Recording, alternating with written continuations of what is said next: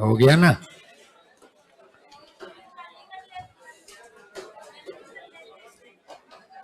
चल गया तो कल जयपुर करवा दिया, आमेर, जयगढ़, बातें नहीं भाई। अरे क्लास शुरू होने के बाद बात करनी है, वो बाहर चला जाए और डिस्टर्ब मत करो किसी दूसरे को। तो आमेर के किले में एंट्री गणेश पोल से होती है। उसके पास में एक बाग है, कौन सा, दिल आराम बाग। उसके पास में बना हुआ है माउठा झील। क्यारियां किसकी हैं? सबकी खुशबू कौन से महल में? सुख महल। मान सिंह ने बनवाया। राजाओं के पहले कदम किसमें गिरते थे? सबसे प्राचीन महल कौन सा? कदमी महल। बालाबाई के नाम पे क्या बनी? और एक शीश महल, है ना। उसके बाद में यहाँ पर अंदर कौन सा चौक था? जलेब चौक। कौन सी देवी का मंदिर है? शीला माता। मानसिंह की पत्नी कनकावती ने कौन सा बनवाया? जगत सिरों। आमेर के राजाओं के कुल देवता अंबिकेश्वर महादेव। तो ये याद करना था, उसमें क्या था। फिर उसके बाद में जयगढ़। जब भी संकट की स्थिति में होंगे इसी में ही छुपेंगे। तो संकटकालीन क्या था? राजधानी कह सकते हो, संकटकालीन दुर्ग भी कह सकते हो, संकट मोचक दुर्ग भी कह सकते हो, रहस्यमयी दुर्ग भी कह सकते हो। जिसमें एशिया की सबसे बड़ी तोप रखी हुई है, कौन सी? उसको एक बार चलाया गया, गोला गिरा कहाँ? चाकसू में। जहां पर तालाब बन गया, कौन सा? गोलेराव। अंदर किलबत महल, सुबट निवास और आराम महल, यानी कि आराम मंदिर बोलते हैं उसको, ललित मंदिर बोलते हैं, ये सब महल ही है। और वहां पर नचाई क्या जाती है? कठपुतली। और यहाँ पर तोप डालने का कारखाना स्थित है। लिखा गया ये तोप डालने का कारखाना, लिखो तो। यहाँ पर तोप डालने का कारखाना स्थित है।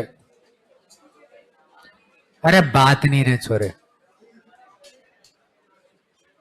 आवाज बंद कर लिया करो।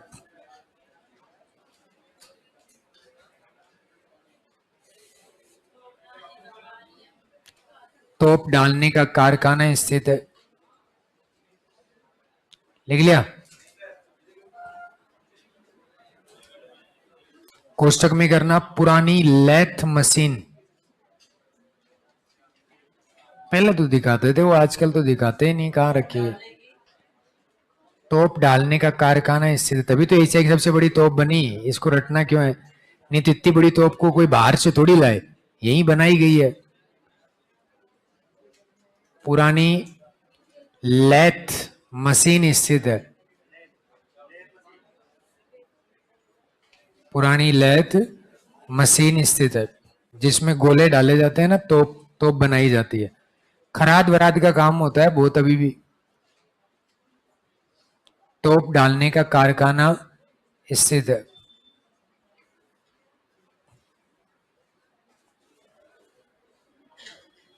लिख दिया। रहस्यमयी दुर्ग कहते हैं इसी को, इस किले को।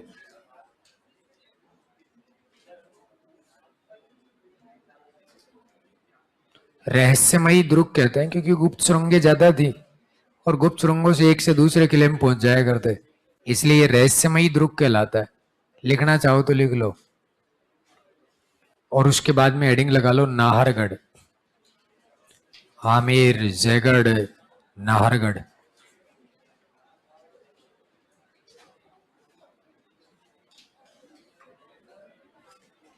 यार क्या खुसर फुसर कर रहे हो?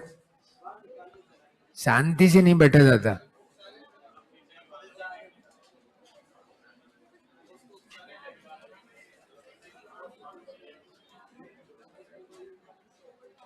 देखो, ये तुम बात करके तुमने कर क्या लिया आज तक? फिर तो 2-4 महीने शांत रह के देखो, बहुत कुछ हो जाएगा। इसलिए क्या कचर पचर करते रहते हो? आदत गलत पड़ जाती है तुम्हें, पता नहीं क्या मजा आता रहता है। नहीं तो दो बातें सुनोगे, दो चीज सुनी हुई याद रहेंगी, व्याख्या सुनोगे याद रहेगी, पेपर में काम आएगी। आधे घंटे से बात ही तो कर रहे थे।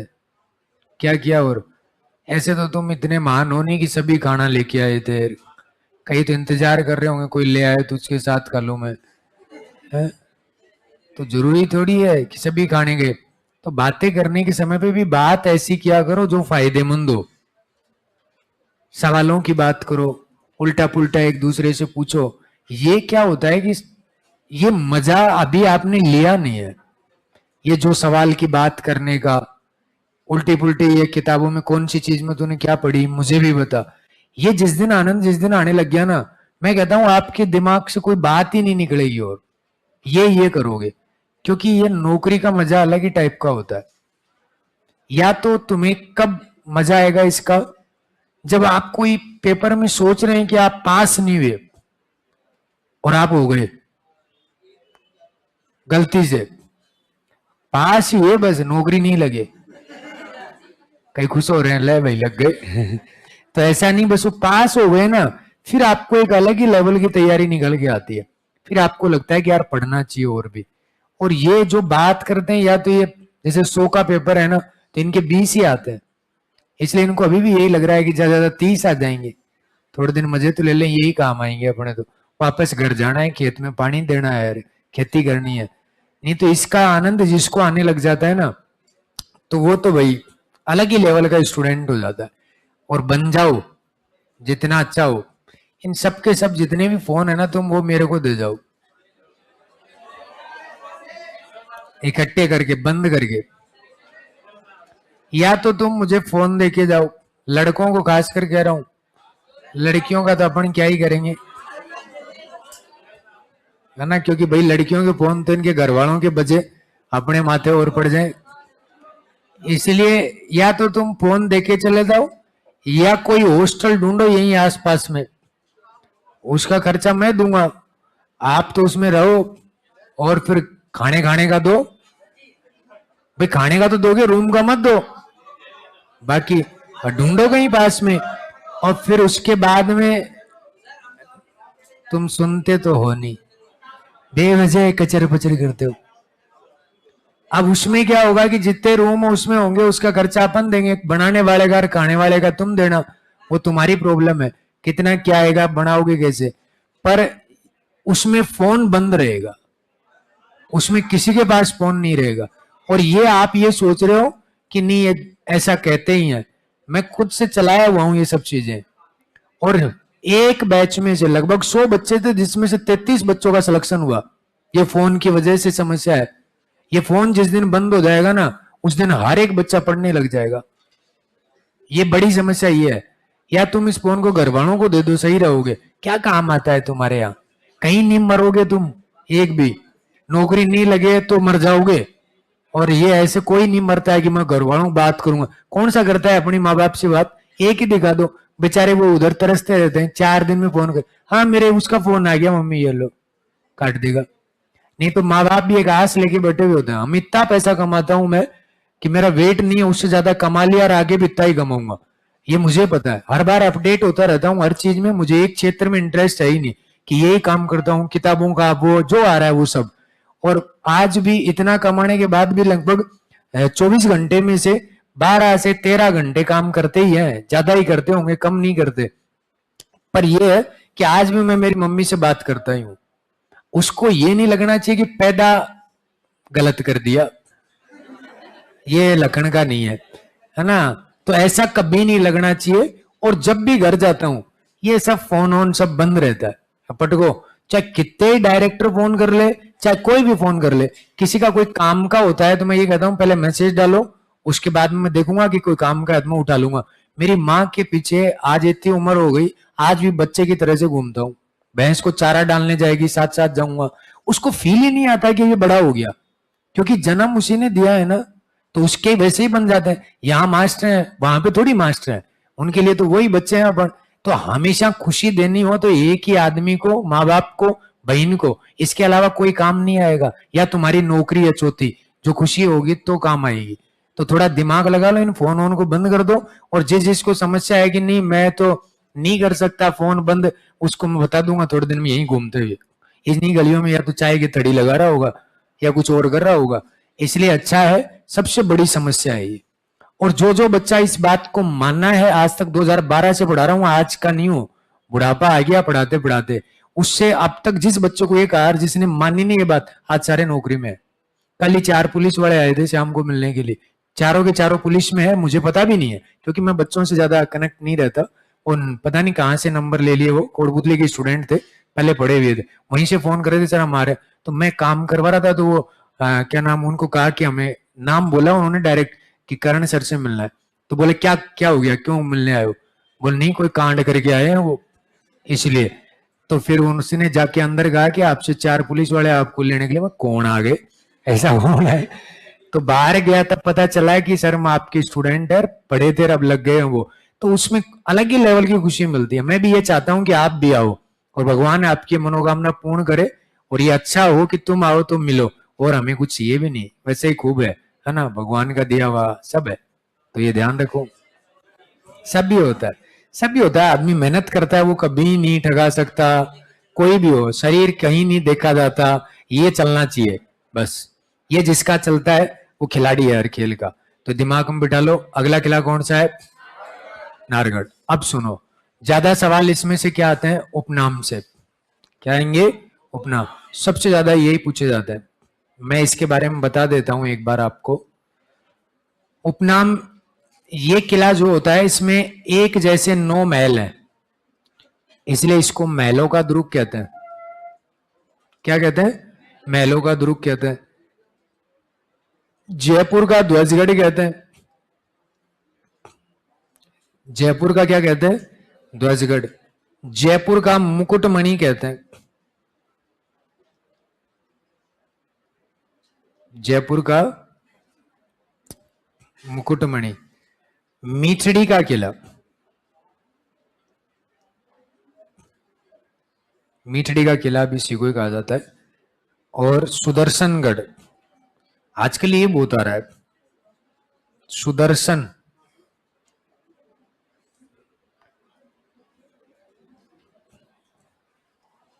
सुदर्शनगढ़ भी इसी को ही कहा जाता है, सुलक्षणगढ़ कहते हैं।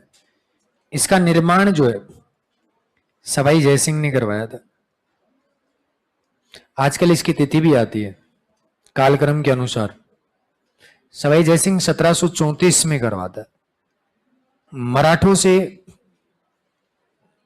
जयपुर को बचाने के लिए। अच्छा, कई बार एग्जाम में ऐसा भी आया कि मराठों से जयपुर को बचाने के लिए कौन से किले का निर्माण हुआ? नाहरगढ़ का। इसकी श्रेणी जो है वो गिरी है। अब एक तो मैंने ये लिख दिया है अभी, तो गिरी दुर्ग है, तो ये सिंपल बात अभी आपको पता नहीं चलेगा। और मीठड़ी की पहाड़ी है जिसपे बना हुआ है ये। सवाई जयसिंह 33 में युद्ध करता है, 34 35 इसमें सब में ये लड़ाइयां लड़ता है मराठों के साथ में। बड़ा परेशान हो गया। मराठे थे ही ऐसे, मराठे ऐसे व्यक्ति थे कि उनका काम था लूटपाट करना। उनको कोई मतलब नहीं है साम्राज्य वाम्राज्य से। आपने उनको कहा कि साहब पैसे देते हैं हम, 10 लाख रुपए दे देंगे, आ जाओ, और यहां पर मुझे राजा नहीं बना रहे, मेरे भाई को राजा बना रहे, तुम आओ मेरा सहयोग करो और उसको राजा बना के जाओ। उसने कहा ठीक है साहब। आ गए मराठे, आके लूटपाट की पहले तो, और 10 लाख उससे लिए जिसने कहा, और फिर उसको राजा बना के चले गए। मराठों के साथ में संघर्ष करना बड़ा मुश्किल था क्योंकि उनका काम ही कूटना था, इसलिए उनको साम्राज्य से कोई मतलब नहीं है। और जयपुर वालों को उन्होंने बहुत लूटा है मराठों ने। आप सबको पता होगा कि ईश्वर सिंह तो इन मराठों की वजह से ही मर गया था, क्योंकि ईश्वर सिंह ने कर्जा ले लिया। कर्जा तो क्या ही ले लिया, ये वो लेते थे खिराज, नहीं दे पाया, बार बार चढ़ता चला गया वो, और लास्ट में फिर अपनी पत्नी को लेके गया इसर लाट पे, वहां से कूद गया और मर गया था, सरगासूली जिसको कहते हैं उस जगह पे। तो ये वो मराठे, तो सवाई जयसिंह जो होता है ये मराठों का सामना करने का प्रयास करता है। मंदसौर का युद्ध लड़ता है, 2-3 युद्ध भी लड़े थे, पर फिर भी नहीं जीत पाया था। तो इसको लगा यार इधर से आते हैं मराठे, जिधर ये नाहरगढ़ बना हुआ है उस एरिया से एंट्री करते हैं। तो बोला उधर ही एक किला बना दो ताकि वो रोक पाएंगे उनको, ठीक है। तो इसलिए उन मराठों को रोकने के लिए इस किले का निर्माण करना शुरू किया। अरे यार इसको बाहर निकालो, नहीं ये कट जाएगा, निकल जाएगा, निकल जाएगा, निकल गया। नहीं तो वो एक कल कोई क्लास में ही कट गया पंखे से, ये चला जाएगा इधर तो उधर, बढ़िया है, पंखे नहीं है। और जब किले का निर्माण शुरू किया तो किले को बनाए रात भर लग के, सॉरी दिन में, रात में टूट जाए, फिर बनाए फिर टूट जाए, 15-20 दिन ऐसे ही चलते रहे। तो जो भी बना रहा था उसने जाके राजा से कहा महाराज किला नहीं बन रहा। राजा ने कहा कि पुरोहित को बुलाओ, पंडित को, वो बताएगा। फिर पुरोहित आया, उसने कहा कि ये किला नहीं बनेगा। क्यों? बोला यहां पर नारसिंह भूमिया है, जिस जगह पे आप किला बना रहे हो इस भूमि को बचाते समय वो मरा है और वो नहीं बनने दे रहा। तो बोला उसका निवारण, निवारण बोला ये है कि तुमने जो किले का परकोटा निश्चित किया है ना, उस परकोटे के अंदर इस भूमिया जी को ले लो तो ये बनने देगा। उन्होंने कहा ठीक है, परकोटे के अंदर ले लो। परकोटे के अंदर ले लिया, अंदर ले लिया, किला बन के तैयार हो गया। तो वो इस प्रकार से किला बना। उसी नारसिंह भूमिया के नाम पर किले का नाम क्या है? नाहरगढ़, याद रह जाएगा। एक जैसे 9 महल है, एक जैसे माधो सिंह जी ने बनवाए थे।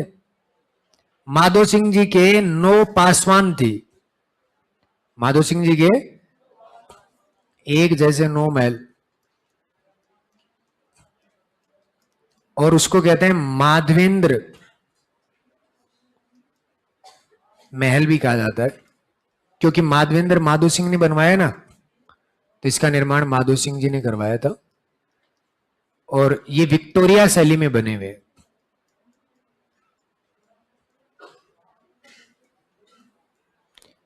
और ये 9 पासवान थी, उन पासवानों की वजह से बनाया गया था।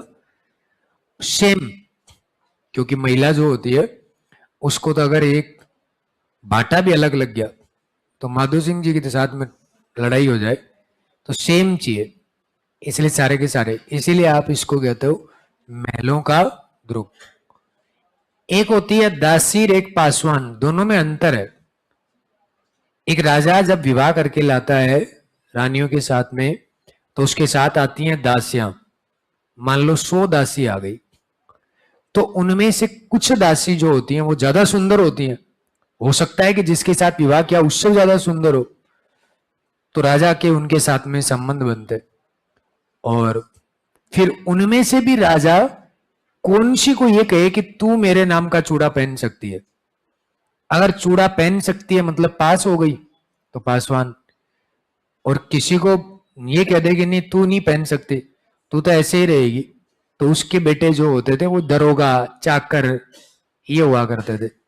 जैसे राजपूतों में जब विवाह करते हैं तो सुनना उनके मुंह से, सगाई करवाने वाला व्यक्ति जो होगा ना, उसको सामने वाला पूछेगा कच्चा है कि पक्का, ये इनका कूटवर्ड होता है। तो वो कहेगा कच्चा, तो कच्चा मतलब दासी पुत्र है, और पक्का मतलब रियल राजपूत है, तो ऐसे बोलते हूं। तो पासवान जो होती है उसको चूड़ा पहनने की इजाजत है, राजा के नाम का फास्ट करने की इजाजत है, तो वो सब पासवान होती है। तो ये दासी का ही एक पार्ट है, और उसमें इजाजत किसको होती है, किसी को नहीं होती है। तो ये एक जैसे 9 महल बने, इसलिए महलों का ग्रुप कह दिया। फिर जयपुर ध्वजगढ़, ध्वज हमेशा ऊपर होता है, हाइट पे होता है, तो ये भी हाइट पे है, यानी कि जयपुर के ध्वज के समान है, बिल्कुल हाइट पे है। वहां से आप देखोगे जयपुर को, पूरा जयपुर दिखाई देता है, जितना भी एरिया दिख रहा है इसके कहां तक फैला हुआ है, पूरा का पूरा दिखाई देगा। और रात के समय में चले जाओ तो ऐसा लगता है कि आसमान जो है ना वो नीचे उतर के आ गया, और जयपुर जहां पे बसा हुआ है ये तारे टिमटिमा रहे, लाइट इतनी होती है, तो ये वो कहलाता है। और जयपुर का मुकुटमणि, मुकुट भी सर पे होता है, इसलिए मतलब हाइट पे जो चीज होती है उसको मुकुटमणि ध्वजगढ़ कहते हैं। जैसे उदयपुर का मुकुटमणि सज्जनगढ़, सज्जनगढ़ पहाड़ी पे है ना, वहां से देखोगे उस पूरा उदयपुर दिखाई देता है। इसलिए उसको कहा जाता है मीठड़ी, पहाड़ी की वजह से। सुदर्शन भगवान की मूर्ति, इसलिए क्या कह देते हैं, सुदर्शनगढ़। तो ये याद रख सकते हो। किसने बनवाया था, सवाई जयसिंह ने। अभी जाना है यहाँ पे, जो गया होगा उसको पता होगा। ज्यादातर लोग यहाँ पे बेवड़े जाते हैं शाम के टाइम में, क्योंकि उधर नशा वशा ज्यादा ही करते रहते हैं। हम भी शाम को जब कभी गए तो देखा वहां पे कि पहाड़ी वाला क्षेत्र जो है वहां पे पीते रहते हैं लोग बैठ के। पर वो 7-8 बजे के बाद फिर पुलिस वाले घूमने लग जाते हैं, तब वापस आ। बारिश के टाइम में अधिकांश से जयपुर के बेवड़े वहीं मिलेंगे, क्योंकि बारिश भी होती रहती है, पहाड़ी अच्छी है और दृश्य भी जोरदार होता है, पूरा जयपुर दिखाई देता है ना। तो वो नाहरगढ़ है जिसके बारे में आपको बताया मैंने, तो ये भी आपको ध्यान रखना है। तो एक बार बताओ, इसमें कितने महल है, बनवाए किसने थे, किसके लिए, 9 पास। कौन सी शैली में, विक्टोरिया शैली। इसीलिए इसको क्या कहते हैं, महलों का दुर्ग। और जयपुर दिखाई देता है इसलिए जयपुर का मुकुटमणि और ध्वजगढ़। ठीक है। पहाड़ी कौन सी पे स्थित है, मीठड़ी। बनवाया किसने था, सवाई जयसिंह। किससे बचने के लिए, मराठों से, इसलिए बनवाया गया था। तो ये आप याद रख सकते हो और लिख दो इसको यहां।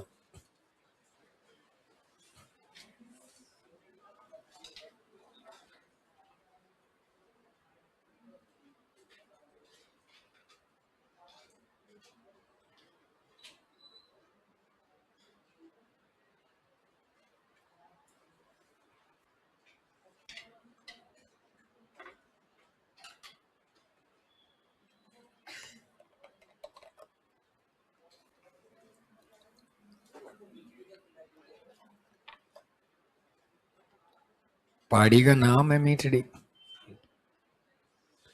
बोला तो सही तेरे को, देख नीचे लिख रखी। मीठड़ी की पहाड़ी की वजह से ही मीठड़ी का किला है।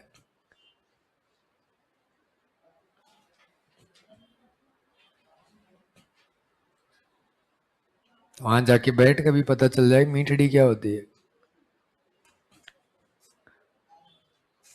है रे, बैठेगा तो पता चल जाएगा। हैं, पता नहीं क्या गीत गा रहा है तू।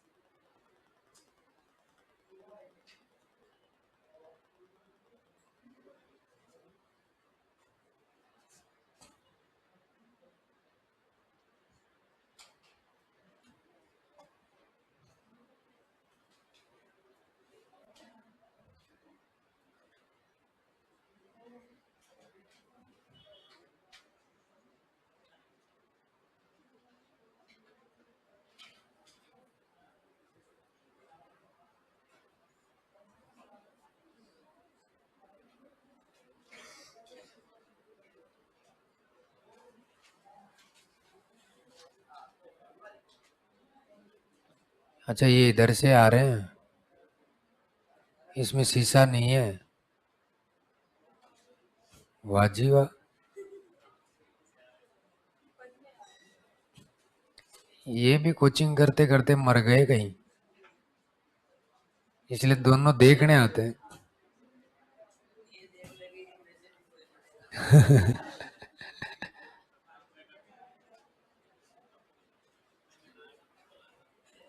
सही बात है भाई।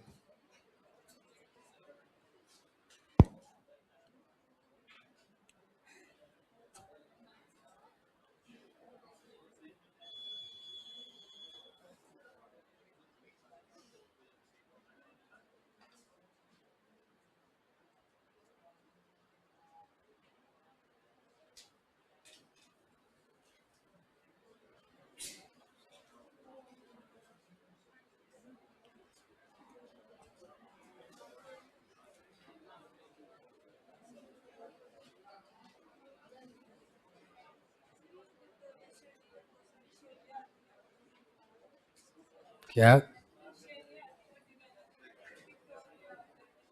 उधर उस साइड में बनते हैं ऐसे जैसे महल यहाँ पे है। लिख दिया भाई।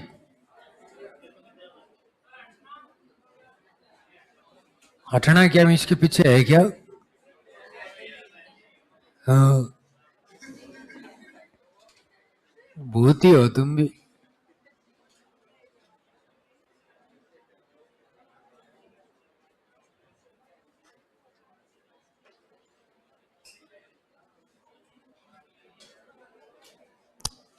लिख लिया। उसके बाद में एक लाइन लिख दो इसमें, जगत सिंह ने अपनी प्रेमिका,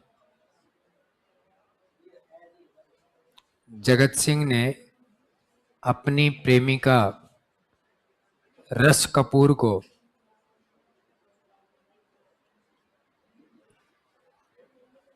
जगत सिंह ने अपनी प्रेमिका रस कपूर को इस किले में बंदी बनाया। तो देख लो, प्रेमिका को बंदी बना दिया, इस किले में बंदी बनाया। ऐसा हो सकता है क्या? है? जो प्रेमिका ही होगी वो बंदी बन सकती है?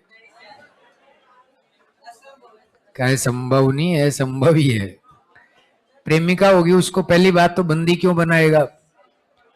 दूसरी बात, हाँ, वो कह रहा है कि नौटंकी की होगी, तो वो नौटंकी करे तो भी बंदी नहीं बने। इसका मुख्य कारण ये था कि जगत सिंह तो प्रेम करता था, रस डांसर थी, डांसर, नाचने वाली। और ऐसे खूब सारे राजा हैं जिनके इतिहास में ऐसा है। तो वो डांसर थी, वो डांसर थी तो उसको डांस देखने के लिए एक बार जगत सिंह चला गया था, और जब गया तो इसको पसंद आ गई। पहले डांस देखने के लिए उसका जाते थे सामंत, तो सारे सामंत जाते, जैसे जयपुर के मान लो 5 7 10 12 जो भी सामंत थे, वो सारे शनिवार को पहुंच जाते डांस देखने के लिए, छुट्टी है भाई रविवार की, और वहां जाके पी पा के फिर उसके ऊपर पैसे फेंकते थे आराम से और मस्तियां करते। अब एक दिन जगत सिंह भी चला गया, उसने भी देखा उस लड़की को, उसको पसंद आ गई, उसको साथ ले आया।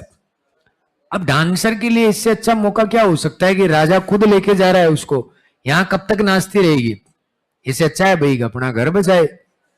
तो वो उसको लेके आ गया।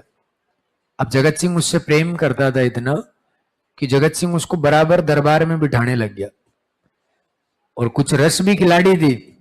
उसने कहा कि आप इन सब सामंतों को कहो कि मेरे को 2 कौर दे के जाएंगे। अब तुम 2 4 दिन पहले उसके ऊपर पैसे फेंक रहे हो और अब तुम्हें दोग देनी पड़े, तो दे सकता है क्या कोई?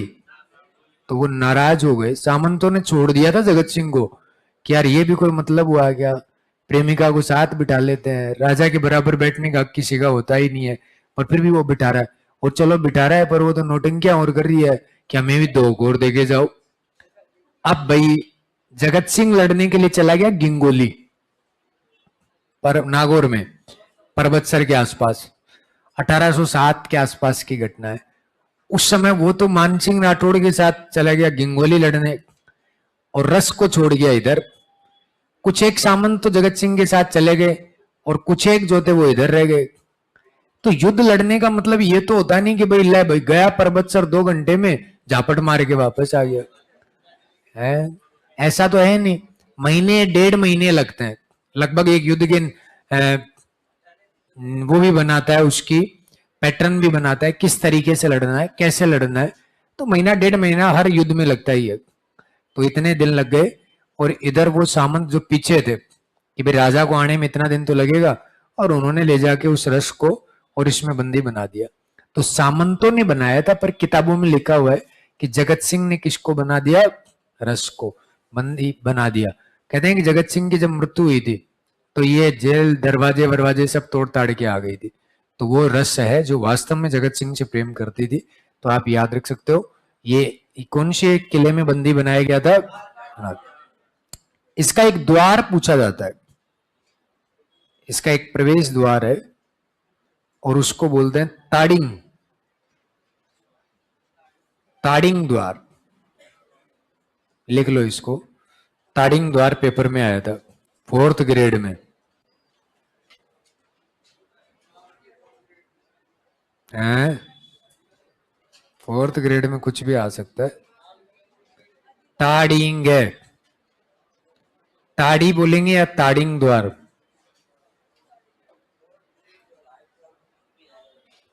है हाई कोर्ट एलडीसी की वैकेंसी आ गई ना 2500 से प्लस। हाई कोर्ट एलडीसी अप्रैल में आ जाएंगे फॉर्म। काम का ही है तुम्हारे, तो सारी चीजें काम की है, भरते रहो। पता नहीं कौन से भगवान ने सोच रखा है। अगला आता है माधो राजपुरागढ़।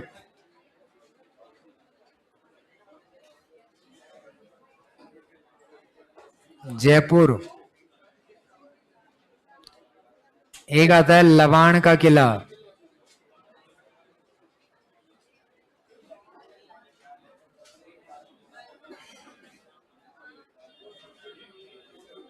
बावन कोट 56 दरवाजा,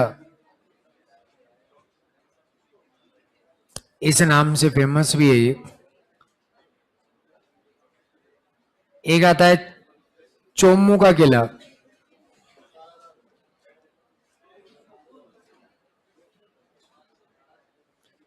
चोमू के किले के उपनाम पूछता है। एक नाम है चौमुहागढ़, लिखना मत है, सुनना पहले। एक नाम है रघुनाथगढ़। वैसे रघुनाथगढ़ की पहाड़ी कहाँ है? सीकर। एक नाम है इसका सामंती ध्रुव। ये 3 नाम है इसके। इसका निर्माण जो है कान सिंह नामक कोई व्यक्ति था, उसने करवाया। मैं तो नहीं हूं। और यहाँ के दर्शनीय स्थल में सामोद वाले हनुमान जी को काउंट किया जाता है। सामोद वाले हनुमान जी रोपवे लगाने अभी। और एक आता है एक जैसे 7 महल। एक जैसे 9 मतलब नाहर, एक जैसे 7 मतलब सामोद। ये याद रख लेना। चौमुहागढ़, चारों तरफ रास्ते हैं, इसीलिए क्या कह देते हैं? चौमुहागढ़। एक नाम और भी फेमस है इसका, धाराधारगढ़। धाराधारगढ़, धाराधारगढ़ इसलिए धरातल पे है, जमीन पे, इसलिए इसको क्या कह देते हैं? धाराधारगढ़। सामंत ने बनवाया था इसलिए सामंती। रघुनाथ सिंह नामक एक व्यक्ति आया था, उसने कुछ इसका जीर्णोद्वार करवाया, इसलिए रघुनाथगढ़ भी कह देते हैं। सब अपने अपने नाम की रोटियां सेक रहे थे।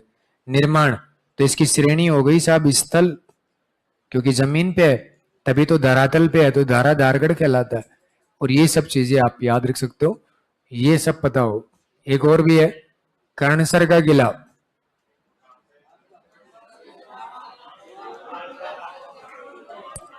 आप इसको मजाक समझ रहे हैं? ये जयपुर में है और इसमें से सवाल पूछा गया था 2nd ग्रेड में। इसका निर्माण करवाता है कोई बहादुर सिंह। और ये पेपर में क्यों पूछा गया कि इसकी जो दीवार है ना, उस दीवार पर 4 घुड़सवार एक साथ चल सकते हैं। जैसा कुंभलगढ़ की दीवार है ना, वैसी की वैसी दीवार मानी जाती है इसकी, इसलिए ये भी आप याद रख सकते हो। तो माधो राजपुरा जयपुर, लवाण जयपुर, कितने कोट? 52 कोट 56 दरवाजा। चोमू का किला चौमुहागढ़, जिसको चोमू ही आ गया इसमें उत्तर। वैसे भी रघुनाथ सिंह ने क्या कहा? रघुनाथ सामंतों ने बनवाया, धरातल पे इसलिए धराधार। निर्माण किसने? कर्ण सिंह ने। श्रेणी स्थल सामोद वाले हनुमान जी, एक जैसे 7 महल सब जानते ही हैं। एक कर्णसर का किला जयपुर। निर्माण बहादुर सिंह, है ना? बहादुर सिंह जो होते हैं उन्होंने करवाया था। तो ये याद रख लो। माधोराजपुरा कहाँ है? लामाण का जयपुर। कितने कोट? दरवाजे? छप्पर। उसके चौमू के किले को क्या कहते हैं? चौमुहागढ़। किस पे स्थित है? जमीन पे, इसलिए क्या कहते हैं? धराधारगढ़। एक सामंत था रघुनाथ सिंह, जिसने क्या बनाया? सामंती दुर्ग या रघुनाथगढ़। निर्माण किसने करवाया? यहाँ पर हनुमान जी कौन से हैं? सामुद वाले। महल कितने हैं? 7। तो ये महल याद रख सकते हो। और उसके बाद में कर्णसर का किला भी कहाँ? जयपुर। और उसका निर्माण किसने करवाया? बहादुर सिंह। और इस पर एक साथ कितने घुड़सवार? 7 नहीं 4। लिखो 7। 4 बोला क्या? ओहो। अब खड़ा करके पूछूंगा तुम्हें, जितने किले पढ़ा दिए, रणथंबोर, लोहागढ़, बयाना, सारे जयपुर वाले आसपास के, नंबर सबका आएगा। सबसे पहले चश्मे वालों का आएगा ना। उतारने लग गए पहले ही बेचारे कि ये राक्षस हमेशा चश्मे वालों का ही नंबर लेता है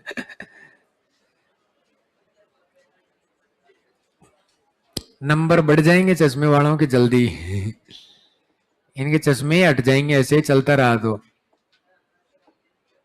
है। माइनस प्लस में आ जाएगा और प्लस माइनस में चला जाएगा।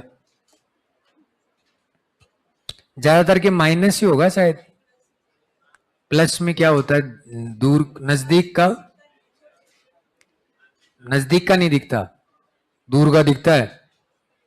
तो नजदीक का क्यों देखना है दूर का ही देखा करो। पहाड़ियों वाड़ियों को और ऐसे पढ़ाई कैसे करें?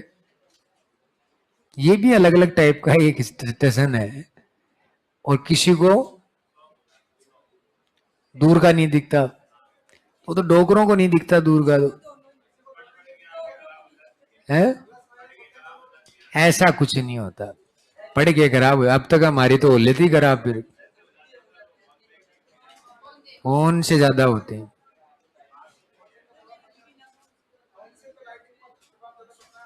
तो जब भी फोन चलाओ तो नॉर्मल चश्मा लगा लिया करो।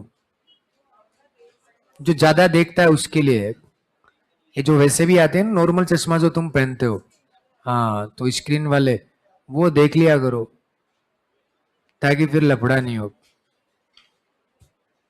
और जिसके भी चश्मा लग रही है वो नहाते टाइम मुंह में पानी रखा करो। हनुमान जी बन के रहा करो। और नाक से सांस लेना अपने आप ही हो जाएगा। पानी ऐसा नहीं है कि पेट में ले जाओ, नहीं, भर के रखो उसको। भर के रखोगे तो उसका प्रेशर पड़ेगा आंखों पे और उससे ठीक होती है।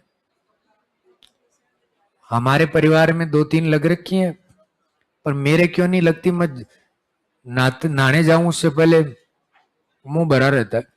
जब तक कपड़े पहनूंगा तब तक भरा ही रखता हूं। आदत में आ गया ना, वो पता नहीं कब से ही कर रहे हैं सब, इसलिए खूब पढ़ते हैं। पर कभी ऐसा नहीं होता कि आंख में कोई समस्या। अब आगे पता नहीं तुम्हारा श्राप लग जाए तो अलग बात है, नहीं तो है नहीं, उससे सही होती है। ये तो प्रेशर पड़ता है ना उससे आंखों पे। आप रख के तो दिखाओ, तुम 1 सेकंड नहीं रख सकते, पी जाओगे या तो, या सांस नहीं आएगा, ऐसे लगेगा कि बस सांस नहीं आ रहा। पर वो जो स्वस्थ हैं वो बच्चे भी करें। इसमें क्या करना है? तुम्हें नहाते समय कोई बोलना थोड़ी होता है। और कई गीत गाते रहते हैं वो आदि, बाथरूम सिंगर भी तो है। बाहर तो कोई उनका सुनता नहीं, वहां गा लेते हैं। आवाज थोड़ी गूंज जाती है तो लगता है मैं ही, वो क्या नाम है, अरिजीत सिंह हो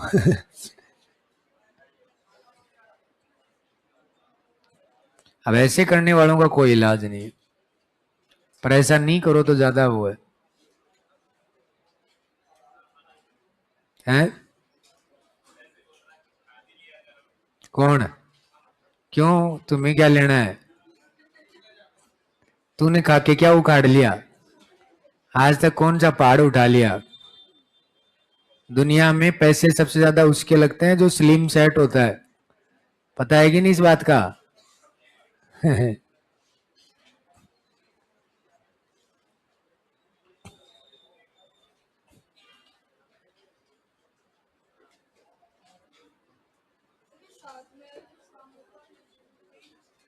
क्या नहीं है? मंदिर में थोड़ी है, किले में है। तो भाई किले में वो चीज आती है जो 5 किलोमीटर के एरिया में रहती है, क्योंकि खालसा भूमि कहलाती है वो राजा की, तो उसको बोलते हैं, तो वो आती है उसमें सब।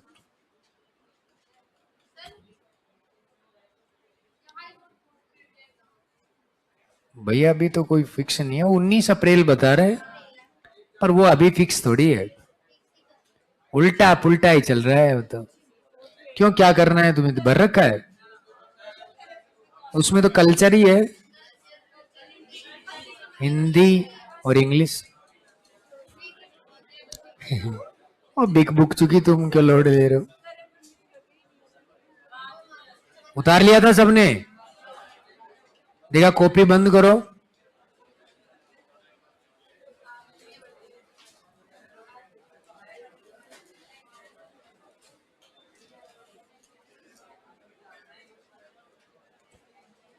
ये खड़े हो जाओ सारे इस वाले, ये जल्दी खड़े हो, बातें नहीं, बंद करो बंद करो।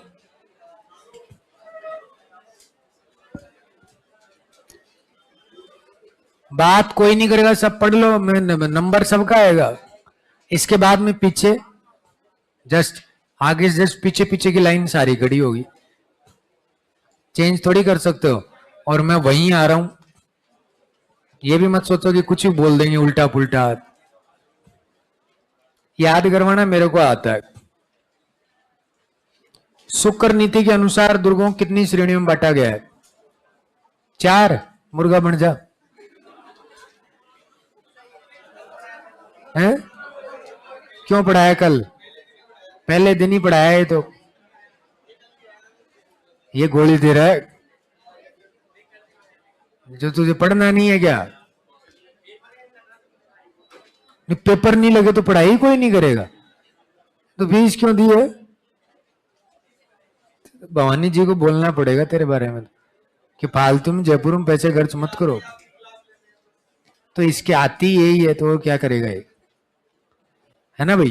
कल्चर ही तो आएगी। ये भाई कोट एलडीसी कर रहा है, तो अब बता दो, शुक्र नीति के अनुसार 2013 में कितने दुर्गों को विश्व धरोहर सूची में शामिल किया गया? 5। इसके जापट लगा दे एक। ये भी नहीं पता, इतना सरल सवाल भी। ये ऐसे काम नहीं चलेगा भाई, आगे से कर लेगा। डेली पढ़ा कर तू, तेरे लिए काम की चीज है, मेरा तो क्या जाएगा, बैठ जा। हाँ भाई, कितने दुर्ग श्रेणी में बांटा गया? यार ऐसे कैसे काम चलेगा? 6। वो 21 जून वाले बता रहा है क्या? कौन कौन से? हम्म हम्म हम्म हम्म बैठो। सैन्य दुर्ग सर्वश्रेष्ठ माना जाता है, कौन सी नीति के अनुसार? मार इसके जापट, आज तू, तेरा नंबर है? कितना सिंपल बताया था, सह से सैन्य, सह से शुक्र नीति। क्या, क्यों झूठ बोल रहा है? कौटिल्य बोला है इसने, बैठ जा।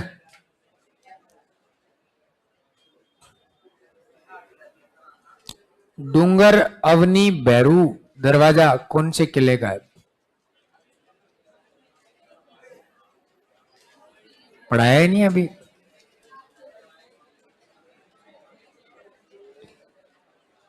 तो बता, 3 दरवाजे किसके हैं? डूंगर अवनी बैरू, किले 3 जयपुर में ही पढ़ाए हैं। एक जयगढ़ में आमेर से आता है, एक नाहरगढ़ से आता है, एक खुद का। तो जयगढ़ के 3 दरवाजे कल नहीं पढ़ाए हैं? कल नहीं आया? ये कल नहीं आया,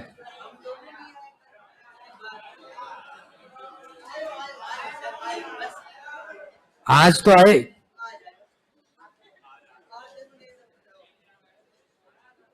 चोमू के किले का निर्माण किसने करवाया? हाँ देख ले, उसमें कोई मतलब नहीं। बैठ जाओ सारे, कुछ नहीं होगा, कुछ भी नहीं हो सकता तुम्हारा।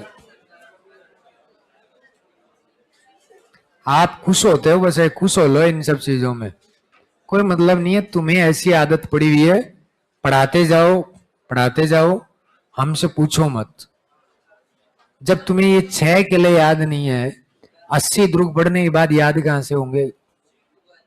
और एक एक चीज की पॉइंट बताई है, और याद करने का तरीका सिखा रहा हूं हर एक चीज को। ऐसे कैसे होगा यार? एक बार बोल दिया जाता है, उसका अर्थ बता दिया जाता है, उसको हटा के फिर से बुलवा लिया जाता है, फिर उसके बाद लिखवा लिया जाता है, फिर बुलवा लेते हैं बीच बीच में, उसके बाद भी याद नहीं हो रहा। तुम्हारी मर्जी हो, जो करो, मेरा क्या ही जाता है। पर ऐसे बच्चे पसंद नहीं है मेरे को। तो ये याद रखो, ये तो सारे जयपुर वाले करवाई दिए हैं, भरतपुर वाले हो ही गए। अजमेरू दुर्ग हेडिंग लगा लो, बस लिखने पे ध्यान रखो।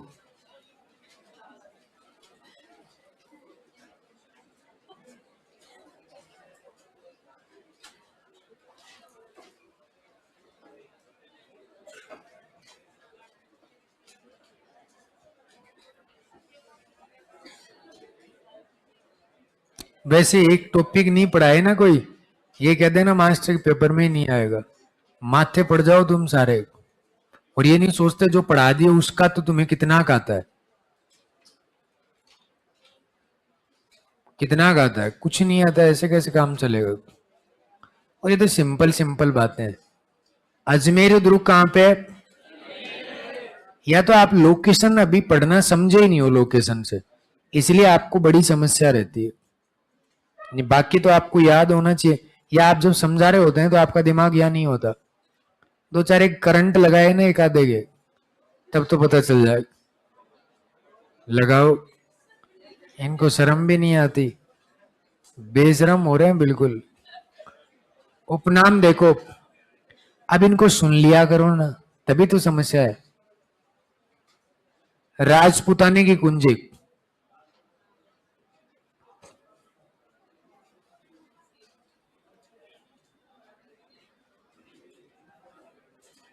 अरावली का अरमान,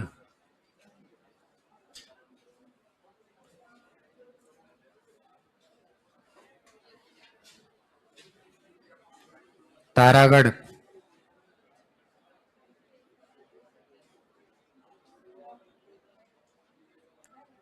पूर्व का जिब्राल्टर,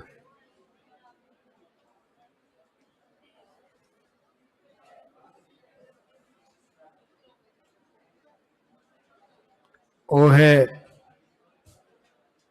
दुनिया का दूसरा जिब्राल्टर।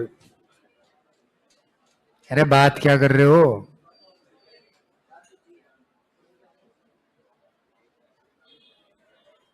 और ये कहा था विलियम बेंटिंग ने, ये आएगा भी पेपर में। जिब्राल्टर कहा था बिशप एबर ने।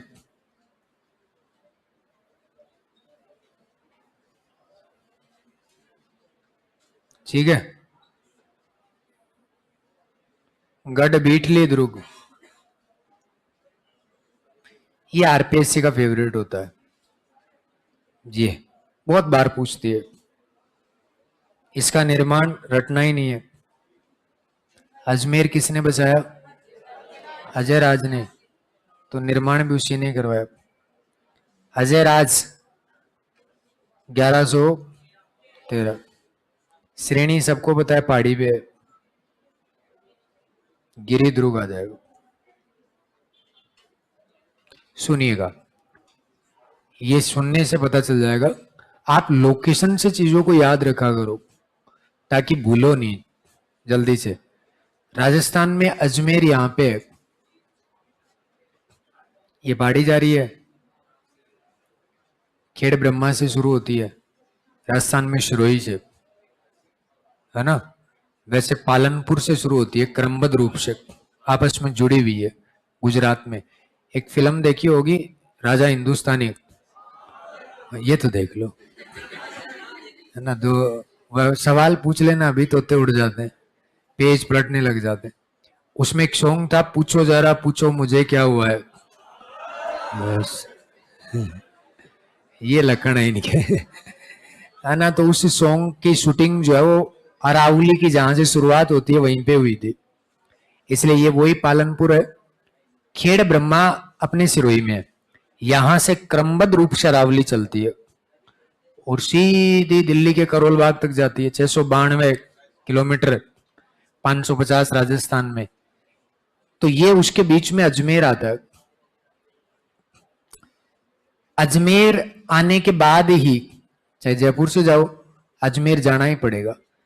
अजमेर जाने के बाद ही मारवाड़ में एंट्री कर सकते हो, और मेवाड़ में भी तभी एंट्री हो सकती है। यानी कि अधिकांशतः ट्रेन जो होती है वो अजमेर तो जाती हैं, सब जाती हैं अजमेर। तो सेंटर रह गया ना, तो अजमेर से ही सब चीजें होती हैं। इसलिए मारवाड़ और मेवाड़ दोनों राजपूतों के इलाके हैं, इसलिए इस क्षेत्र को कहते थे राजपूताना। क्या कहते थे?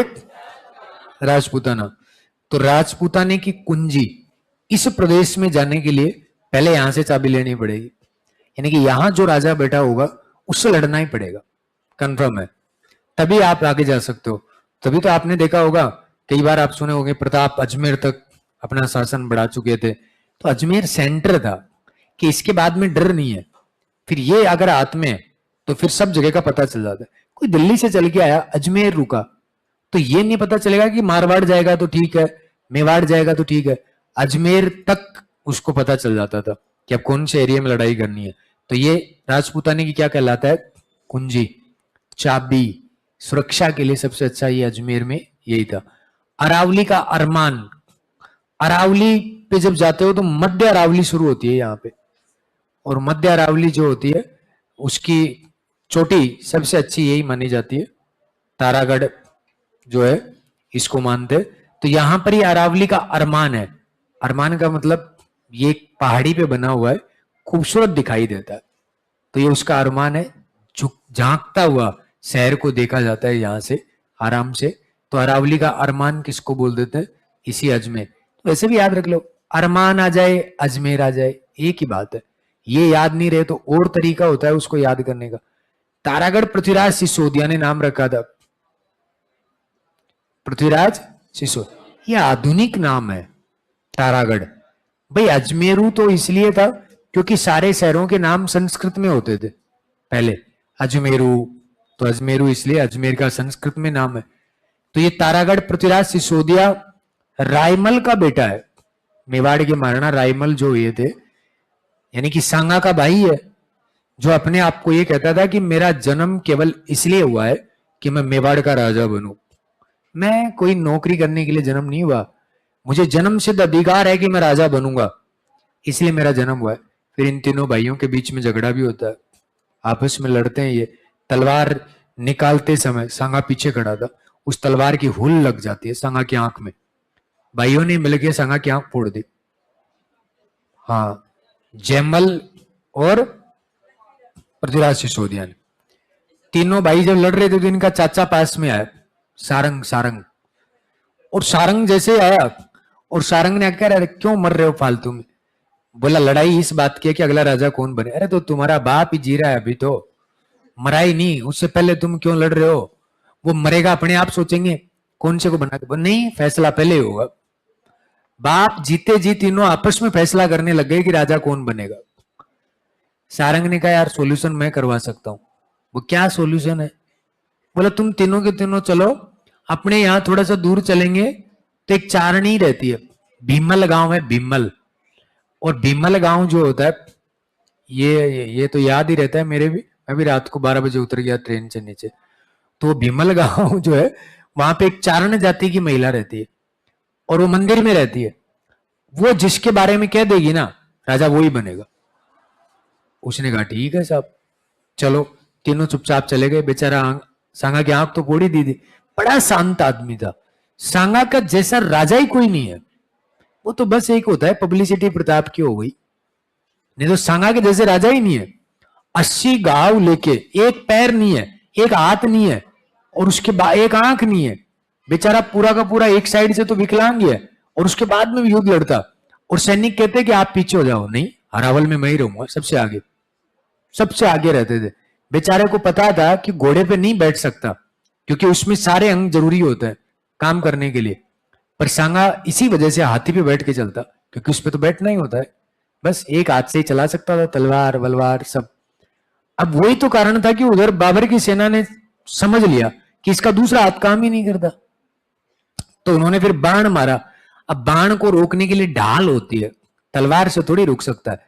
अब तलवार से इतना कैसे रोके, तो इस वजह से कहते हैं वो डायरेक्ट आके लगी थी, सांगा के माथे में टिका और वो घायल हो गए थे युद्ध में, तब उनको बाहर निकाला गया। तो सांगा ने तो बड़ा कड़ा संघर्ष किया है राजा बनने के लिए भी, और वो तो ये कह भी नहीं रहा था कि मुझे राजा बनाओ, ये भाई आपस में फालतू में फोड़ रहे थे उसको, तो मन में जाए तभी। तो फिर जब गए मंदिर में, तो चारणी उस समय थी नहीं, वो बाहर गई हुई थी कोई काम से, और ये सारे जाके बैठ गए। पृथ्वीराज एक चारपाई वो डला हुआ था तख्त, उस पे जाके बैठ गया। जयमल भी उसी पे बैठ गया, उनका चाचा भी उसी पे बैठ गया। मंदिर के पास जो तख्त डला हुआ होता है उस पे बैठना नहीं होता, वो एक गद्दी है किसी देवता की, उस पे आप नहीं बैठ सकते, हमारा देव होता है जमीन पे। और सांगा इतना सीधा साधा आदमी, पास में एक खाल पड़ी हुई थी उसकी, शेर की सूखी हुई खाल जो होती है जिसपे लोग बैठा करते हैं, बड़े लोग बैठते हैं, राजा महाराजा उसी पे बैठते हैं। ये जाके उसको पता ही नहीं था, बैठ गया उसके ऊपर जमीन पे। चारणी अंदर आई, उसने पूछा भी नहीं उससे, चारणी ने इसको देखा काल पे बैठे हुए, उसी समय उसने अनाउंसमेंट कर दिया कि ये मेवाड़ का भावी शासक बनेगा। फिर लड़ाई शुरू हो गई। पूछा नहीं, उससे पहले कूटने लग गए सांगा को बेचारे। अब बेचारा भगा वहां से कि ये नहीं छोड़ेंगे, और वहां से भग के और पहुंचा सेवंतरी गांव, राजसमंद में पड़ता है। रूप नारायण जी का मंदिर है वहां पे, आज भी भगवान विष्णु के अवतार बैठे हुए हैं। उसको लगा तो बक्के इस मंदिर में छुप जा, बेचारा छुप गया पीछे जाके, कितना सीधा आदमी है। वहां पे आया हुआ था, पाली टच में है ना राजसमंद, तो पाली साइड से आया हुआ था बीदा राठौड़, और बीदा राठौड़ जो था उसने पूछा कौन हो, उसने सारी बात बताई, मेवाड़ के राणा रायमल का बेटा सांगा। क्यों भग रहे हो, भाई कूट रहे इसलिए भग रहा हूं। बेचारा क्या करे, उसने कहा आप टेंशन मत लो, आप एक काम करो, ये मेरा घोड़ा लो, आप निकल जाओ यहां से, उन दोनों को मैं रोकूंगा। उन्होंने कहा ठीक है। और उसके बाद में कहते हैं कि भाई वो मंदिर में पहुंच गए। उन्होंने आके मंदिर में पूछा बिदा से, कोई व्यक्ति को देखा क्या, और नहीं देखा। और क्यों झूठ बोल रहा है, बता किसी को देखा? बोल देखा ना, क्या करोगे? बोला मारेंगे उसको। बोला उससे लड़ने से पहले मेरे से लड़ना पड़ेगा। दोनों भाइयों का सामना करता है बिदा राठौड़। तब तक सांगा श्रीनगर पहुंच चुका था। श्रीनगर वो नहीं, कहा, अजमेर में है, अजमेर में जगह पड़ती है श्रीनगर, वहां पहुंच गए थे। और इधर ये बिदा राठौड़ जो होता है, दोनों के साथ में युद्ध किया। तो सांगा को राजा बनाने में बड़ा श्रेय किसी का त्याग और बलिदान किसी का है, बिदा राठौड़ का, वो भी मारा गया बेचारा। दोनों भाइयों ने मिलकर उसको मार दिया। पर अगर वो नहीं मरता, उसको नहीं छोड़ता, वहां से भागने के लिए नहीं कहता, वो दोनों उसको मारते, तो सांगा राजा बन ही नहीं सकता था। इसलिए तो बिदा राठौड़ की सबसे पहले मरने वाला व्यक्ति है। उसी समय में ये ताराबाई के साथ विवाह करके लेके आया। ताराबाई कौन थी? ये थी, टोडा गांव पड़ता है बूंदी कोटा इधर वाले एरिया में, वहां का सुल्तान करके होता है राजा, और उसके यहाँ की थी, उसकी बेटी थी। और उधर बार बार गयासुद्दीन करके कोई राजा था मालवा में, उस समय में बार बार अटैक करता था। वो दोनों शरण लेने के लिए रायमल जी के पास आ गए। अब कोई दूसरी रियासत का राजा अगर शरण लेने के लिए आता है तो मेवाड़ हमेशा उनको शरण देती थी, उनको अलग महल देती थी, इसमें रहो, जब तक आपको रहना है हम आपकी सुरक्षा करेंगे। कहते हैं ना कि चारों तरफ मुगलों की संधि करके बैठे हुए हैं, एकमात्र मेवाड़ ऐसे जो उन सबका सामना कर रही है।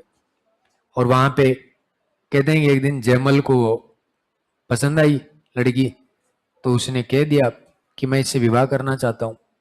उसके पिताजी ने उसकी सगाई करवा दी, पर सगाई उसके साथ में करवाएंगे जो टोड़ा गांव जीत के देगा, ये शर्त थी। तो जयमल जी के साथ में सगाई तो हो गई। राजपूतों में एक परंपरा होती है कि जब तक विवाह नहीं होता तब तक लड़की से आप मिल नहीं सकते।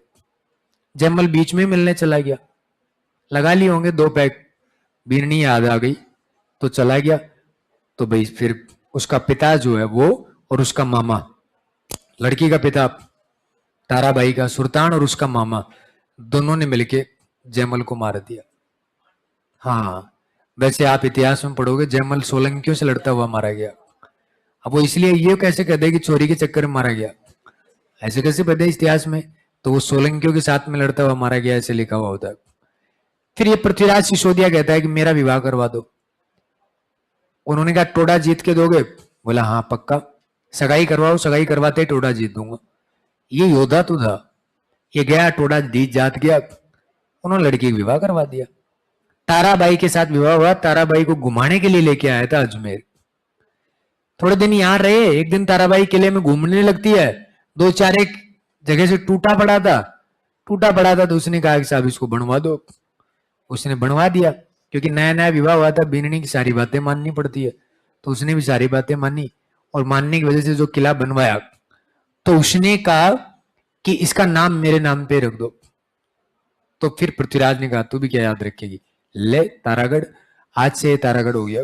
तो एक तारागढ़ ये और एक बूंदी वाला दूर से तारे के समान दिखाई देता है, इसलिए उसको क्या कह देते हैं, तारागढ़। इसलिए आप याद रखो, तारागढ़ इसलिए पड़ा हुआ है। पूर्व का जिब्राल्टर बिशप हैबर इस किले को देखने के लिए आया और इसकी मजबूती को देख के कहता है कि जिब्राल्टर है। जिब्राल्टर एक संधि हुई थी, जल संधि है, पर बीच में पहाड़ियां हैं, उसमें बहुत मजबूत है, उसी की मजबूती से इसकी तुलना की गई। और ये हाँ वही, तो वो मजबूती से तुलना की गई है कि ये भी इतना मजबूत किला है, इसके कंगूरे इतने मजबूत है कि टूट ही नहीं सकते, इसलिए इसको जिब्राल्टर कहते हैं। इसने कहा कि वो है दूसरा, दुनिया का दूसरा जिब्राल्टर है। विलियम बेंटिंग जब आया था, इसने ये कह दिया गट बीटली दुर्ग, इसलिए क्योंकि ये पहाड़ी किस पे स्थित है, गट बीटली की पहाड़ी पे। विठल दास गोड़ करके एक सामंत इस एरिया में कुछ दिन ठहर के गया था, उसके नाम पे इस एरिया का नाम, वो कहते ना कोई आदमी फेमस हो जाता उस एरिया के नाम से, तो विठल दास गोड़ के नाम पे ये गढ़ बीटली नाम पड़ा हुआ है, तो विठल दास गोड़ के नाम पे। अब ये क्या याद रखना है, अजय राज, गिरिध्रुव, इनकी व्याख्या अच्छे से सुनोगे तो उपनाम से सवाल आता है और वो गलत नहीं होगा। आपने अगर व्याख्या नहीं सुनी तो फिर ये आप गलत कर सकते हो। तो ये आपको तरीका समझाया, इस तरीके से आप इसको याद रख सकते हो दोनों को। इस किले में जाओगे तो ये पेपर में फेल करने के लिए ज्यादातर दिया जाता है। इसमें उसने पूछा कि इस किले में सबसे ऊपरी भाग पर क्या बना हुआ है। अब ये कोई सवाल होता है क्या? अब ये तो सीधी बात है, कोई देख क्या है तो बता सकता है, कौन सी जीके किताबों में दिया हुआ है। पर ये फेल करने का सबसे अच्छा कारण है, ऐसे सवालों को आपको करना नहीं होता। ये सबसे ऊपरी भाग पर मीरान शाह की दरगाह है। किसकी दरगाह है? ये दरगाह। इधर एक छोटी और है, घोड़े की मजार, घोड़े की मजार। यहां पर लोग कोई भी मनोकामना मांगने के लिए जाते हैं तो उस पे चने चढ़ा के आते हैं। घोड़े को चने अच्छे लगते हैं, तो कहते हैं कि मनोकामना पूर्ण होने पर चने चढ़ाए जाते हैं, किसकी मजार पे? घोड़े की मजार। इधर जाओगे यहां पर जालरा बने हुए हैं। जालरा का मतलब होता है कुंड। यहां 5 कुंड है। एक बार नाना जी आ गए इधर मराठों में, तो यहां पे ये फेमस जालरा है, नाना साहब का जालरा। जालरा का मतलब कुंड होता है। छोटा जालरा, बड़ा जालरा, गोल जालरा और इब्राहिम शरीफ का जालरा। छोटा, बड़ा, गोल, इब्राहिम शरीफ और नाना जी, ये 5 जालरे, 5 कुंड है इस किले में पानी की व्यवस्था के लिए, और जरूरी भी होते थे क्योंकि भाई मध्य राजस्थान का है ना, बार बार अटैक होते ही रहते हैं, देशी आक्रमण भी हो जाते हैं सर्वाधिक इस पे, अड़ोसी पड़ोसी कूट लेते हैं, तो अंदर बैठा आदमी पानी तो जरूरी है ना, इसलिए यहां पर ज्यादा जाल रहे यहीं पे। इधर जाओगे एक छतरी है, रूठी रानी उमादे, रूठी रानी मालदेव की पत्नी मालदेव से रूठ के आ गई थी बारमली के चक्कर में, और ये रूठ के यहाँ रुकी थी। लास्ट टाइम में मालदेव ने इसको समझाने के लिए भेजा भी था कि वापस आ जा, तो फिर ईश्वर दास बारट साहब आए थे और रानियों ने भेजा आशा बारट को, उन्हीं के अंकल वंकल को, और वो समझाने के लिए आए। वो कह के चले गए कि भाई तेरा पति अच्छा लगता है कि सम्मान अच्छा लगता है, बेइज्जती करवानी है क्या वापस जाके। वो चल गई थी, चल रही थी, ईश्वरदास जी के दोहे सुन के तो ये चल रही थी, चलो चलते हैं कोई बात नहीं, पति अपना ही है, वापस जाना तो है ही। क्योंकि ना तो मालदेव के पास बारमली रही, बारमली को लेके चला गया बाड़मेर वाला बागा। अब बागा जब ले गया तो अब क्या करे कि जिसकी वजह से गई, तो ना तो बारमली है और ना उमादे है, तो कोई तो आनी चाहिए। तो समझाने के लिए भेजा, वो समझा के वो वापस बोली कोई बात नहीं, क्योंकि ईश्वरदास जी कह के आया आपको पटरानी बना दिया जाएगा, सबसे बड़ी रानी के दर्जा दिया जाएगा, आप टेंशन मत लो। आसानंद जी जाके समझा के आगे, क्या जा रहे हो वापस, कोई पटरानी वटरानी नहीं बना के आएगा, तो टेंशन मत लो, आप वापस चले जाओ। पीव तज मान रखे तो पीव तज, या तो पिया को तज दे छोड़ दे, या सम्मान को, इन दोनों में से तुझे कौन सा अच्छा लगता है।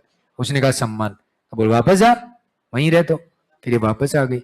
यहीं पे कहते हैं मर गई इसलिए छतरी बन गई। तो इसलिए याद रख सकते हो रूठी रानी उमादे की छतरी कहां पे है।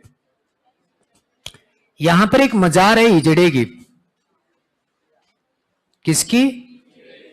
अच्छा, आपको शायद नहीं पता हो इस बारे में, भारत में किसी भी जगह पे हिजड़े अगर हैं तो उनका सबसे बड़ा अध्यक्ष जो होता है वो अजमेर में बैठता है, कहीं पे भी हो चाहे, और यहां पे उसको सम्मानित किया जाता है।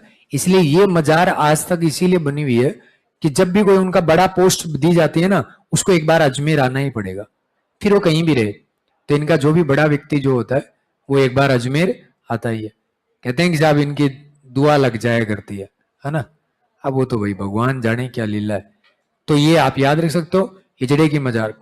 एक स्मारक और है पृथ्वीराज, तो आपको वैसे पता, पृथ्वीराज चौहान का बताते हैं ये, तो चौहान साहब तो थे यहीं के, तो पृथ्वीराज स्मारक बना हुआ है। ये सब बातें याद रख सकते हो।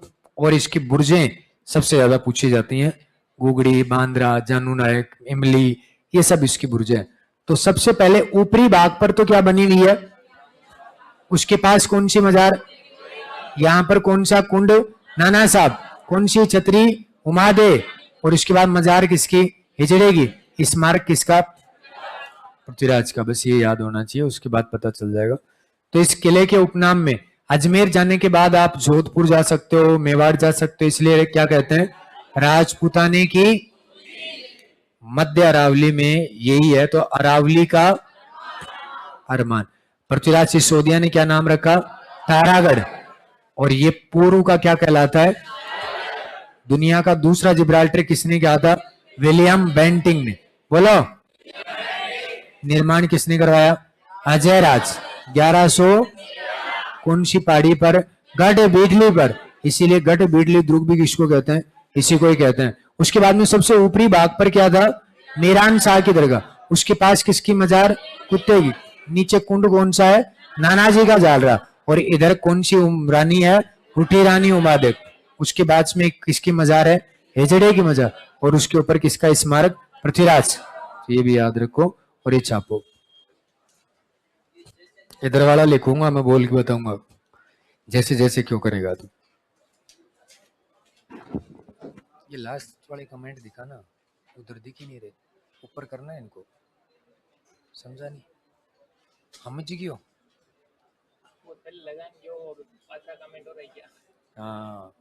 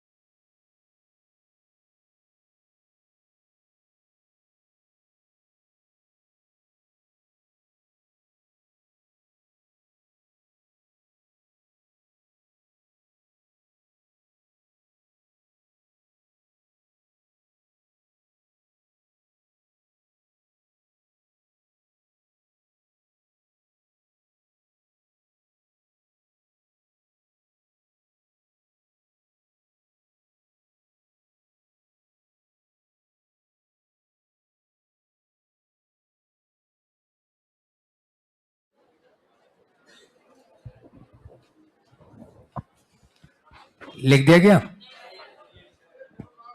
इधर वाला मैं बोल दूंगा।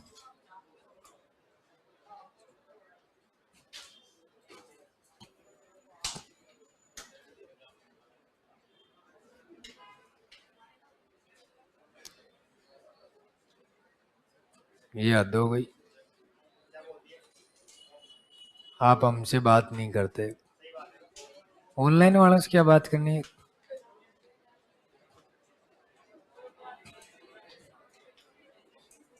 ऑफलाइन वालों से भी नहीं करता मैं। हैं? डांटते ही हैं देखो। परिवार का बड़ा सदस्य डांटता ही है, तो मैं डोगरा हो गया, अब डांटने की उम्र ही आ गई, इसलिए अब डांटना ही पड़ता है। और अच्छाई के लिए ही डांटते हैं, बुरा तो कुछ है ही नहीं। लिख दिया क्या?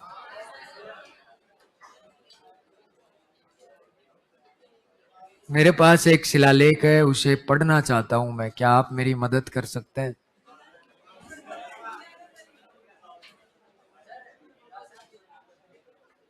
हैं? कौन सा शिलालेख है तेरे पास? चुरा लाया क्या शिलालेख कहीं से? आगे लिखना भाई, दर्शनीय स्थल।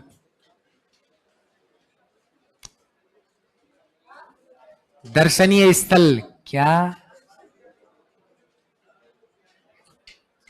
सबसे पहले लिखो मीरान शाह की दरगाह, और कोष्टक में करना ऊपरी भाग में स्थित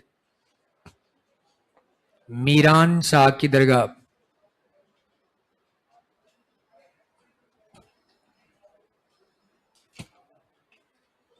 मीरान शाह की दरगाह लिख दिया? ऊपरी भाग भी लिख दिया? फिर लिखो घोड़े की मजार। घोड़े की मजार।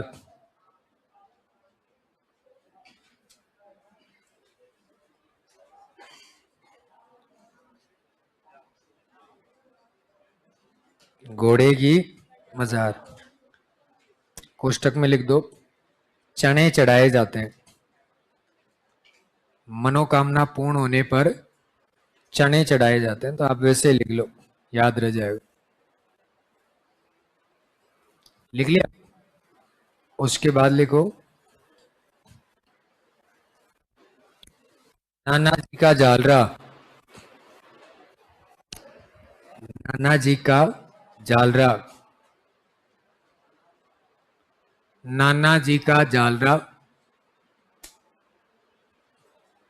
इब्राहिम शरीफ का जालरा। इब्राहिम शरीफ का जालरा। ये अच्छे हैं, अभी पूछे जा रहे हैं। इब्राहिम शरीफ। शरीफ शरीफ। शरीफ नहीं लिखना था तुम्हें? इब्राहिम शरीफ का जालरा। गोल जालरा, छोटा जालरा, बड़ा जालरा। 5 हो गए। गोल, छोटा और बड़ा। गोल जालरा, छोटा जालरा और बड़ा जालरा। पेपर में ये 2 ही आते हैं, इब्राहिम शरीफ और नाना जी का। ऐसे पूछ सकता है कि 5 है कि कितने हैं? बोल।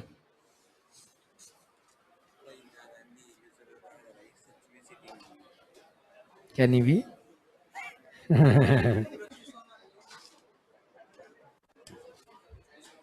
लिख लिया? उसके बाद में लिखो रूटी रानी उमादे छतरी। रूठी रानी उमादे छतरी।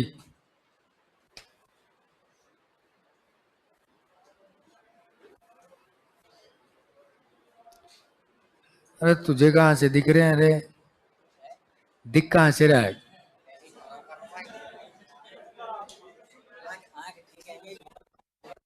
हाँ, अंतरात्मा से ही देख रहा है तो। गोल गोल गोल। ये बंद हो गया क्या? ये पकड़ता नहीं है, चला जाता। रूठी रानी उमा दे छत्री, क्षत्रिय नहीं है, छत्री छत्री। उसके बाद में लिखो हिजड़े की मजार, हिजड़े की मजार, पृथ्वीराज स्मारक। क्या माइक क्यों हटाओ, ऐसा कौन सी बात बोलने वाला है तो।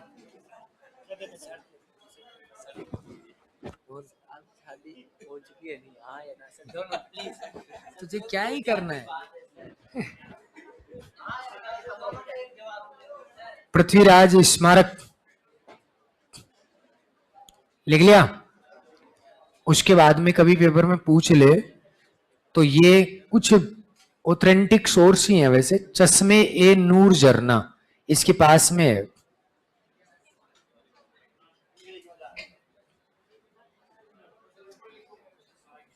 चश्मे ए नूर झरना, चश्मे ए नूर झरना लिख लिया। और सबसे ज्यादा इंपॉर्टेंट करके लिख लेना इसकी बुर्जे,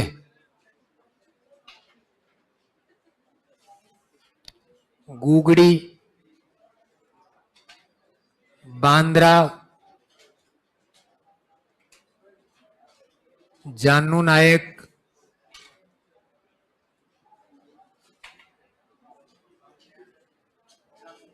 घाघरा,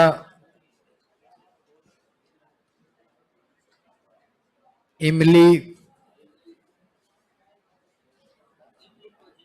टोटल ऐसे करके 14 बुर्जे हैं इसमें। आप तो थोड़ा सा 2-3 याद कर लो, फिर उसके बाद अपने आप आ जाएगा वो। इसको एक बार पूछा था उन्होंने, घाघरा, इमली, जानू नायक क्या है? तो पहला ऑप्शन था राजस्थानी वेशभूषा। तो घाघरा देख के सबने वेशभूषा ही ठोका कि कोई नई वेशभूषा प्रचलित हो गई होगी इसलिए। पर थी क्या ये बुर्ज। एग्जाम में बहुत बार पूछा जाता है कि बुर्ज जो होती हैं वो ये याद रखनी है, ठीक है। तो ये अजमेर के किले की बात है। दूसरा किला सुनना, बोर्ड पे देखो, ऐसे अकबर ऐसे अजमेर, अजमेर तो ये अकबर का किला अगला।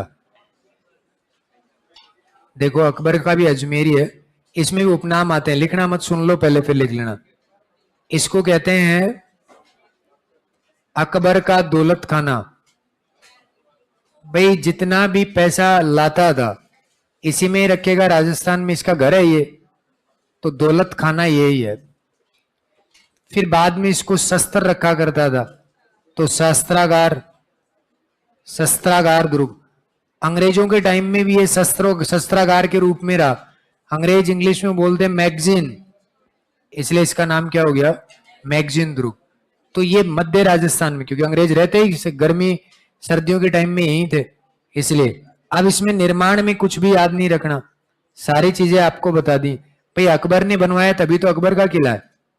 तो अकबर ने बनवाया था पूर्णतः मुस्लिम पद्धति में, क्योंकि ये खुद ही मुस्लिम है। तो ऐसे बीएसटीसी में एक बार सवाल आया, पूर्णतः मुस्लिम पद्धति में बना किला कौन सा है?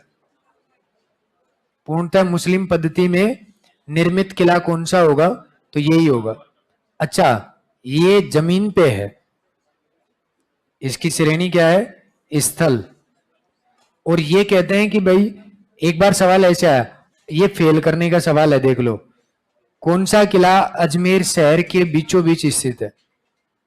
अब बताओ, ये कौन बताएगा? जो देख के आया वो बता सकता है। बीचों बीच स्थित है। अच्छा, ये क्यों बना? ऐसा क्या जरूरत पड़ी इस किले को बनाने की? तो यहां पर कोई किला उला नहीं था, पहले यहां पर एक बनाया गया था बादशाही महल। क्योंकि अकबर को आप क्या कहते हो? बादशाह कहते हैं, भाई उपाधि थी इनकी।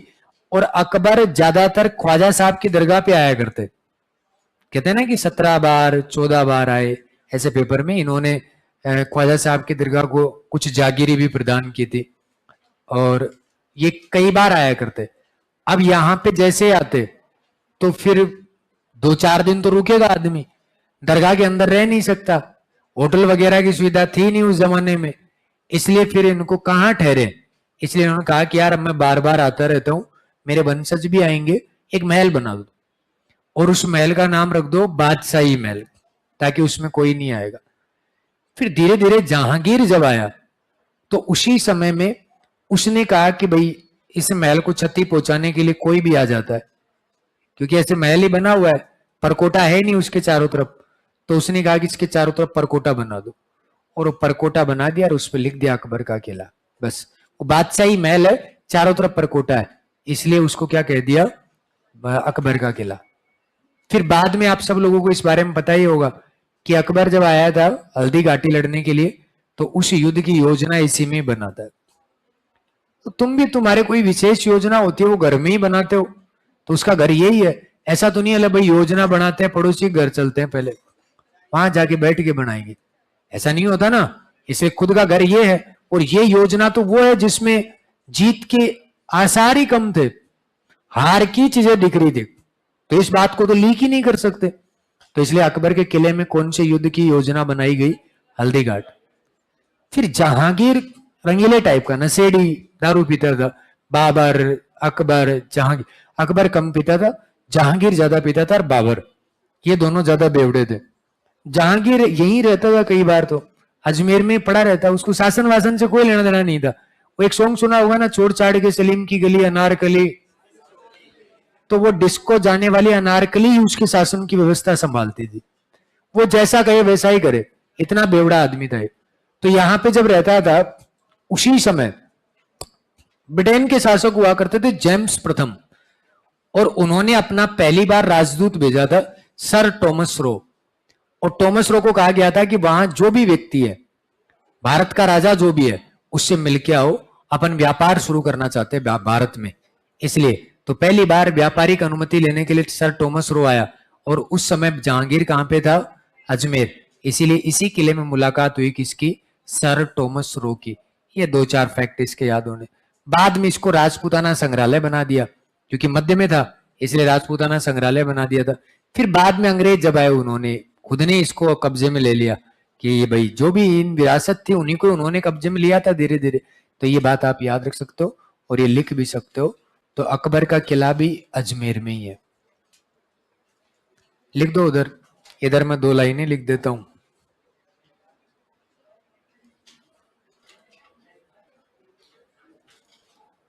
हल्दी घाटी युद्ध की योजना बनाई।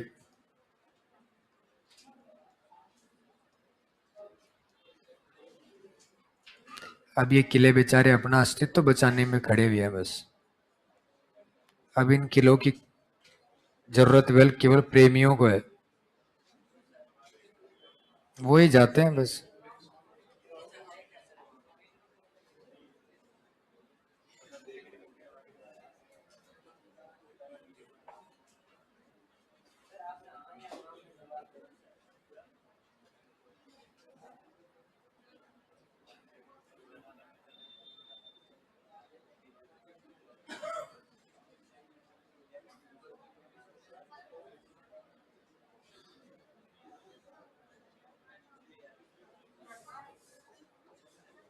इधर का लिख लिया तूने, ओ पहले से उतार रहा होगा। तो मैं लिखूंगा ही नहीं तो तुम उतारोगे क्या बाटा, नहीं बोलू।